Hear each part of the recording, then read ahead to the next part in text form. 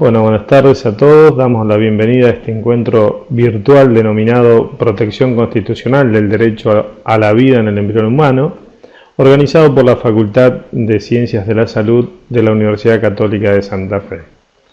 Bueno, quien les habla, Luis Olaguibe, soy abogado, doctor en Derecho, docente, investigador de la Facultad de Derecho, docente de Derecho de Familia y Derecho Constitucional, y he realizado mi tesis doctoral sobre el Estatuto Jurídico del Embrión Humano a la luz de la Convención sobre los Derechos del Niño, en el año 2016.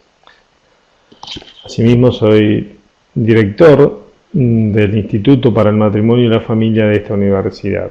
Bueno, en esta ocasión desarrollaré la temática mencionada y daremos algunos minutos para quienes deseen poder hacer alguna pregunta una vez finalizada la exposición.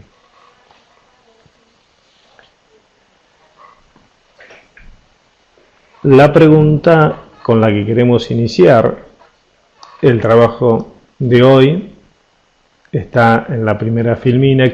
¿Qué es el embrión humano? Creo que tenemos que encontrar una respuesta y consensuarla antes de avanzar en el debate y en la discusión para poder resolver los distintos dilemas que involucran al embrión humano. Entonces, hoy vamos a profundizar la identidad, el estatuto jurídico del embrión humano en nuestra legislación nacional.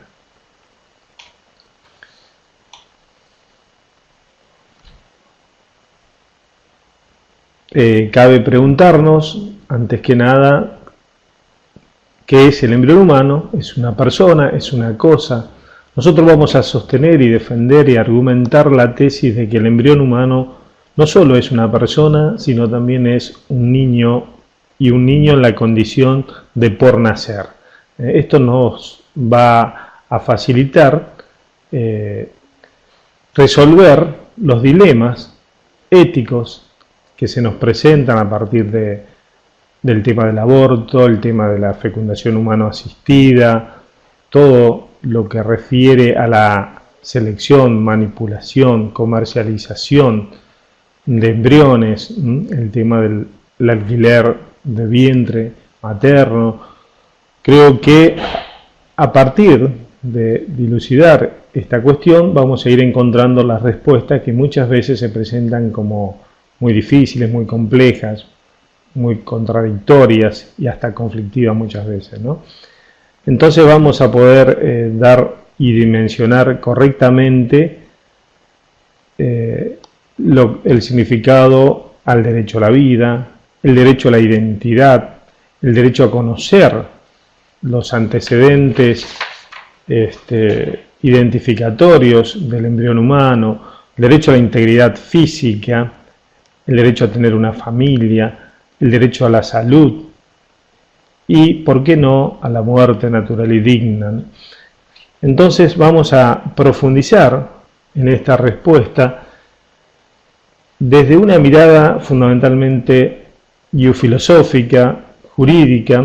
De hecho, que las distintas ciencias nos brindan elementos como para responder a esta cuestión. Podemos encontrar respuestas desde la filosofía, desde la antropología, desde la biología y la medicina, respuestas desde las distintas ciencias, desde la psicología también, pero nosotros nos vamos a detener en una mirada estrictamente jurídica. No vamos a profundizar las teorías funcionalistas, teorías que se detienen en algún aspecto o en alguna función o en alguna operación de la persona, como podría ser la capacidad de sentir, en el caso de Peter Singer, la capacidad de la autoconciencia, o como sostiene Parfit, una condición de persona que se va adquiriendo de manera gradual, o lo afirmado por Kaufman, cuando podemos detectar la capacidad de relación en el sujeto. Son todas teorías que hacen hincapié en algún aspecto, en alguna operación de la persona. Otras teorías también se detienen en algún momento del desarrollo de la persona, la fecundación, la anidación del embrión en el seno materno, la individuación, la aparición del sistema nervioso, la aparición de la línea primitiva. Recordemos el enunciado de la comisión Warnock en el año 1984, que estableciera el concepto de preembrión hasta los 14 días, concepto que no tuvo una penetración en la literatura científica, pero que significó el paraguas protector de muchas de las intervenciones en el embrión, ¿no? Pero son todas teorías que hacen hincapié en algún aspecto del desarrollo de la persona, ese proceso inacabado, sostenido, permanente de desarrollo de la persona desde el momento mismo de la fecundación y hasta la muerte natural. Detenernos en un instante, detenernos en una circunstancia, como podría ser el mismo nacimiento, como ocurre en el derecho anglosajón, para poder establecer, otorgar la personalidad al sujeto, no deja de ser un criterio arbitrario. Establecer un momento, días, meses, no deja de ser esto, en definitiva, una opción del legislador que sostiene y define la esencia de la persona a partir de alguna circunstancia que se consensúa, digamos, y que se acuerda. Entonces, esto nos parece injusto para con la realidad de ese ser humano indefenso que es el embrión. Estas son las teorías funcionalistas. Adherimos y sostenemos y afirmamos nuestra argumentación a partir de la teoría personalista, del personalismo ontológico, ¿no?, que reconoce la existencia de la persona desde el momento mismo de la fecundación, ¿no? Es decir, como un proceso sostenido y permanente a lo largo de la vida del ser humano. Y también sostenemos que cuando hablamos de ser humano estamos hablando también de persona como sinónimo. Recordemos que hay teorías jurídicas que sostienen precisamente que el concepto de persona es una creación jurídica, una creación del legislador, que no necesariamente puede coincidir con la definición de ser humano. Es en definitiva lo que el legislador afirma que es. Y bueno, esta también es una discusión que se da en el terreno de la filosofía del derecho, ¿no? Pero nosotros vamos a fundamentar nuestra afirmación exclusivamente desde una mirada jurídica positiva a partir de nuestro plexo normativo constitucional. Vamos a analizar nuestra Carta Magna, el texto de la Constitución Nacional, y vamos a establecer a partir de ahí que para nuestro ordenamiento jurídico nacional cuál sería la identidad y los derechos que se le debieran reconocer, que se le reconocen al embrión humano. Si lo vemos de un punto de vista de la colisión entre los derechos a la vida del embrión humano y los derechos de la mujer a disponer de su cuerpo y disponer del fruto de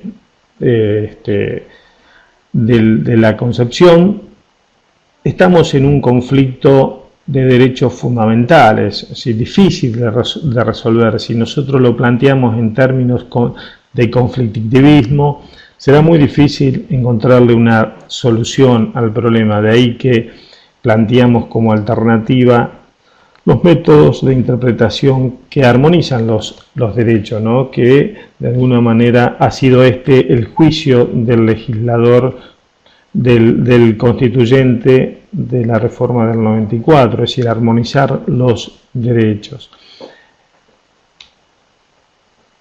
Si avanzamos en el análisis de nuestro ordenamiento jurídico, vamos a encontrar que nuestra normativa infraconstitucional también nos da los elementos más que suficientes para entender que la persona existe desde el momento de la concepción, entendida como fecundación. Esto lo encontramos en el artículo 19 de la nueva redacción del Código Civil Nacional. Esto es claro, recordemos en el debate previo a la sanción del Código en el año 2014-2015, recordemos que entró en vigencia a partir de octubre del 2015, existía una redacción dual, ambigua, en el proyecto del Código que nos mencionaba el comienzo de la existencia en el seno materno, y por otro lado, en el caso de las técnicas de reproducción asistida, comenzaba la existencia de la persona desde el momento de la implantación. Esto obviamente no prosperó, pero hubo una fuerte presión para que esta fuera la sanción definitiva, y acá vemos una definición dual, prácticamente no existe en el derecho comparado, esta condición de persona en el vientre materno a partir de la concepción y digamos, a partir de las técnicas de reproducción humana asistida a partir del momento de la implantación. Ustedes piensen que la implantación puede darse después de varios meses, años tal vez, de haberse producido la unión del óvulo con el espermatozoide. Piensen en un reciente texto, un proyecto de ley presentado por un grupo de diputados, liderados por el diputado Filmos, que establece un plazo máximo de 10 años de crioconservación de los embriones. Entonces, podríamos pensar que esta implantación podría darse hasta los 10 años de crío conservado ese embrión, con lo cual la existencia de la persona se vería demorada por ese plazo, ¿no? Es realmente una contradicción realmente significativa. Pero bueno, este texto no prosperó y se dejó el texto, como le mencionaba anteriormente, la existencia de la persona comienza desde la concepción en el Código Civil. También tenemos que citar aquí la Ley de Protección Integral del Niños, Niñas y Adolescentes, la 26.061, y el Código Penal cuando refiere a la protección, a la sanción de quien cometiere una conducta abortiva, ¿no? Que será penado, dice. Bueno, el Código Penal no define el aborto, pero incluye la sanción en lo que sería la protección de la vida de las personas, con lo cual nos está dando la pauta de que se está refiriendo a la protección del ser humano en el vientre materno. Seguimos adelante, como les decía, el texto del proyecto que ya comentamos, y en ese momento, en el 2015, nuestro código dejó planteado como una norma transitoria la redacción a futuro de una ley especial que regule y proteja el embrión no implantado. Estaba viendo, antes de comenzar esta exposición, el proyecto de ley presentado por los diputados durante esta semana, y resulta paradójico desde el título en adelante, es decir, Ley de Protección del Embrión no implantado, y me resultaba un poquito contradictorio en el artículo 10 de ese proyecto de ley, el destino, con respecto al destino de los embriones, se establecía que, bueno, los embriones que no sean utilizados serán destinados a la investigación, serán destinados a una futura, a un futuro tratamiento, o directamente serán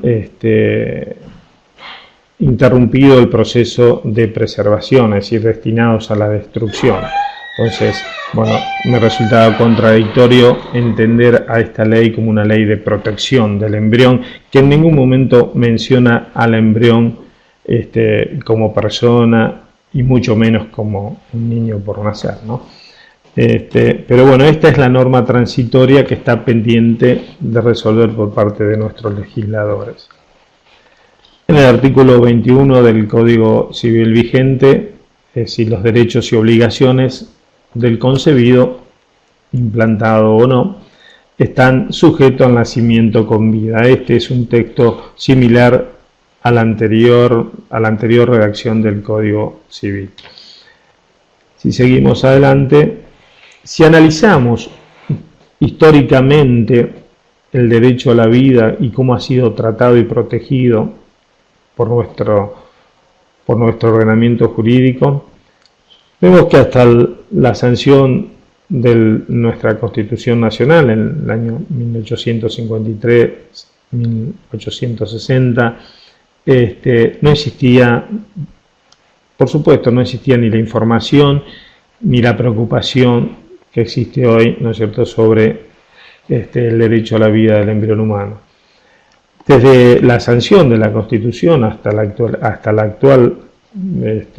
la reforma del año 94, el tema se resolvió en base a los derechos implícitos contenidos en el artículo 33 y al artículo 29, que sostiene o afirma que ningún poder público puede otorgar a persona o gobierno alguno facultades o supremacía sobre la vida de los argentinos. Entonces estaba claramente preservado, tutelado el derecho a la vida del niño o del embrión humano, ¿no? Pero si analizamos lo acontecido en la reforma constitucional de 1994, la tutela, la protección del derecho a la vida se vio mejorada a partir de los intensos debates que se dieron en aquel momento, en la que se buscaba explicitar en una cláusula constitucional la protección del derecho a la vida como derecho humano fundamental. Las discusiones fueron arduas, muy acaloradas. Quienes estuvieron presentes sostienen de que hubo momentos en que corrió peligro la continuidad de la Asamblea Constituyente del 94 precisamente por este tema. Hubo una discusión, digamos, entre los distintos bloques y terminó resolviéndose por un acuerdo de cúpula de los partidos mayoritarios que acordaron una redacción criticada por muchos como por ser una redacción vaciada de contenido. Algunos la denominaron lavada de contenido, pero que terminó siendo el texto que consensuaron sobre todo los bloques mayoritarios. En aquel momento se incorporó al artículo 75 los tratados de derechos humanos y entre ellos fueron 11 los tratados que se incorporaron con jerarquía constitucional. Estaba la Convención sobre los Derechos del Niño, también la Convención sobre los Derechos del hombre, pero me quiero detener fundamentalmente en la Convención de los Derechos del Niño porque es la que nos otorga los elementos, a mi entender, más sólidos para la protección del derecho a la vida del embrión humano. Cuando se incorpora en el artículo 75, inciso 22, la Convención sobre los Derechos del Niño, se afirma que estos tratados se incorporan, tienen jerarquía constitucional, no derogan, son complementarios de los derechos y garantías de la primera parte, de la parte dogmática de la Constitución, y se incorporan en las condiciones de su vigencia. Esto significa, y esto dicho por los voceros del bloque mayoritario, esto significa que el tratado rige tal como nuestro país se ha comprometido frente a la comunidad internacional. Y esto significa que incluye las reservas y declaraciones interpretativas. Recordemos que la Convención sobre los Derechos del Niño, sancionada en 1989, fue incorporada al año siguiente por la ley 23.849, con tres declaraciones, una reserva y dos declaraciones interpretativas, pero esta en la que a mí nos interesa es esta declaración interpretativa que afirma que con relación al artículo primero de la Convención sobre los Derechos del Niño, la República Argentina declara que el mismo debe interpretarse en el sentido que se entiende por niño todo ser humano desde el momento de su concepción hasta los 18 años. Recordemos que el texto original de la Convención sobre los Derechos del Niño no establece un piso, establece el techo de 18 años, y esto fue producto también del arduo debate que se dio en Naciones Unidas al momento de aprobarse la Convención. No se estableció un piso. Nuestro país, junto con otros países también que estuvieron a favor de la vida, fue coherente en el sentido de incorporar la Convención en estos términos. Es decir, nuestro país se compromete a respetar la Convención, entendiendo por niño todo ser humano. Aquí vemos que la coincidencia entre niño, persona y ser humano, estamos hablando de sinónimos. La existencia comienza desde el momento de la concepción y hasta los 18 años de edad.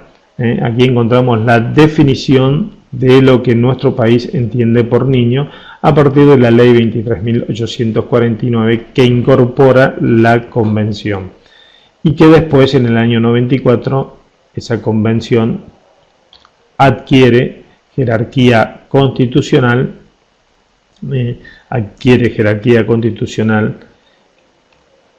con esta salvedad, ¿no?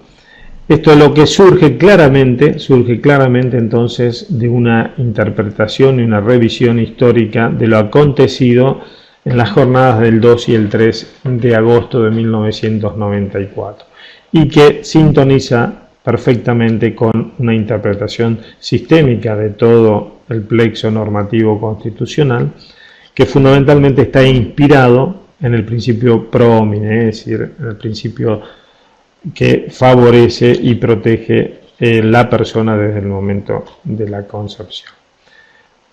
Bueno, acá tenemos el argumento más claro para sostener la existencia de la persona, la existencia del niño por nacer a partir del momento de la concepción. Por lo tanto, si queremos ser coherentes con nuestro ordenamiento y queremos cambiar, digamos, la protección del embrión humano, deberíamos modificar la ley 23.849 y deberíamos modificar el artículo 75, inciso 22 de la Constitución, para lo cual se requeriría una mayoría especial de las 2/3 partes del Congreso de la Nación, porque estamos hablando de un tratado que forma parte de el bloque con jerarquía constitucional.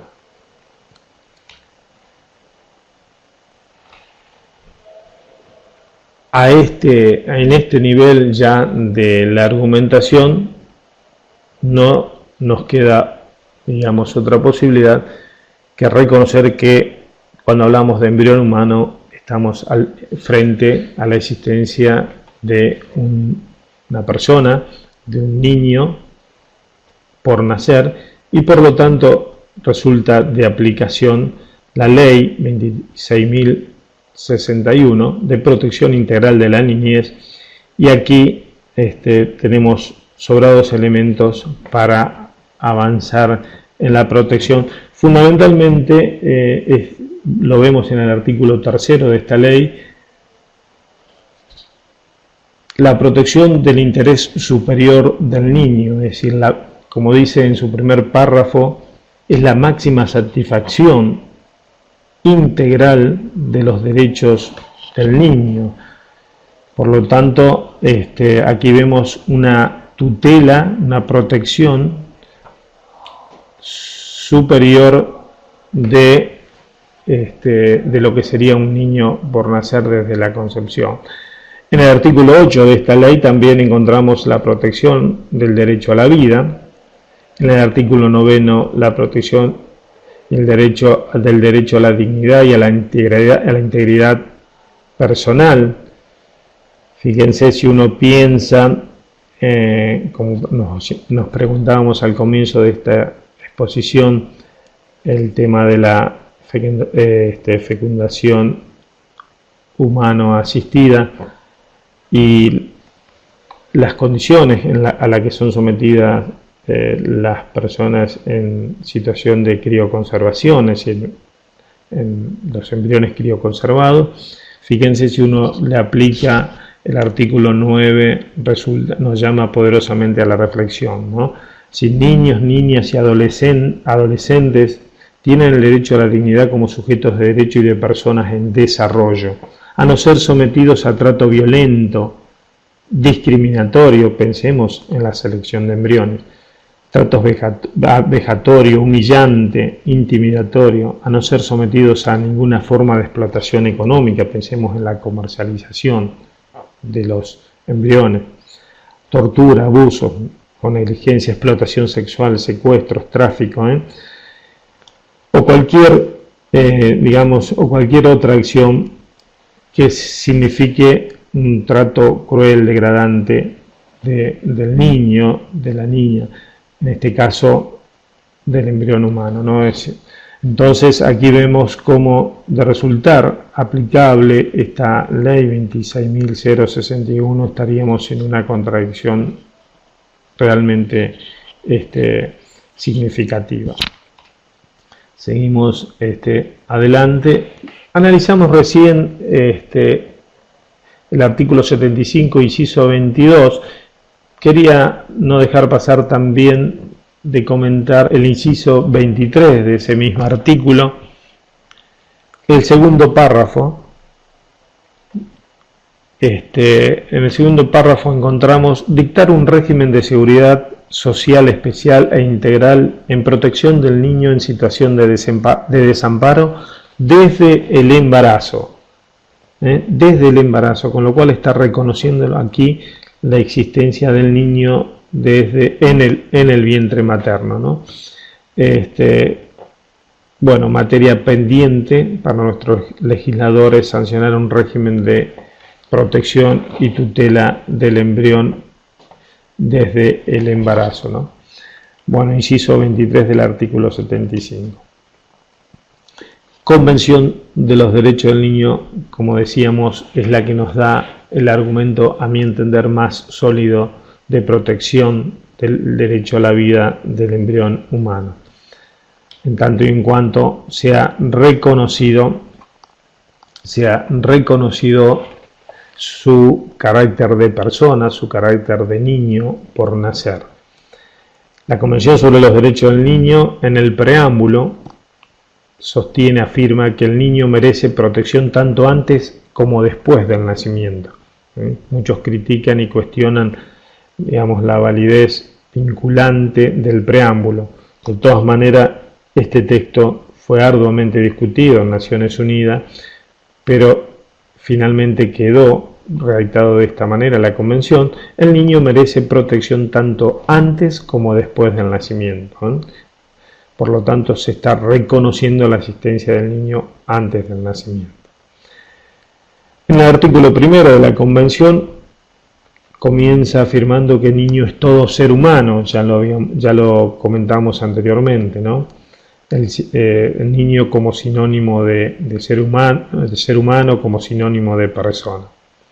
En el artículo segundo de la Convención, principio de igualdad, será protegido sin discriminación alguna, sin discriminación de raza, sin color, sexo, religión, sin discriminación por nacimiento, por la condición de nacido o no nacido. Esto es aplicable al embrión humano. El artículo tercero de la Convención: en todas las medidas se atenderá siempre al interés superior del niño, es decir, a lo más conveniente, a la máxima protección del niño. En el artículo sexto, los Estados partes reconocen que todo niño tiene el derecho intrínseco a la vida. Aquí vemos garantizado en la máxima medida posible la supervivencia y el desarrollo del niño.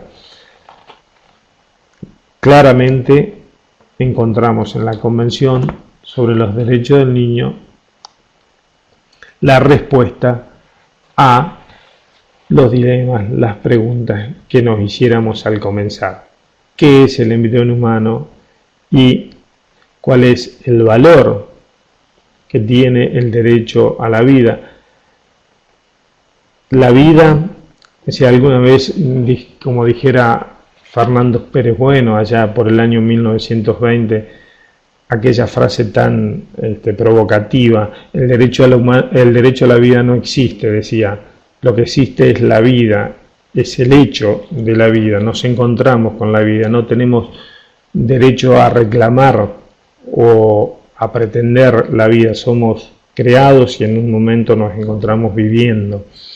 La vida es un don que recibimos de un ser creador. Eso lo hace realmente digno y valioso el hecho de encontrarnos en la vida, y hoy está probadamente afirmado por las ciencias biológicas la existencia de la vida desde el momento de la concepción. Y donde hay vida hay persona, donde hay persona entonces hay niño, y aquí vemos los argumentos solamente del derecho y desde el derecho constitucional de cuál debe ser la protección del derecho a la vida. Bueno, esto ha sido un poco una rápida, un viaje rápido, panorámico por nuestro derecho constitucional, sobre nuestra historia reciente constitucional, y bueno, creo que es un mínimo aporte para la coherencia y la seguridad jurídica a partir de nuestro ordenamiento jurídico nacional.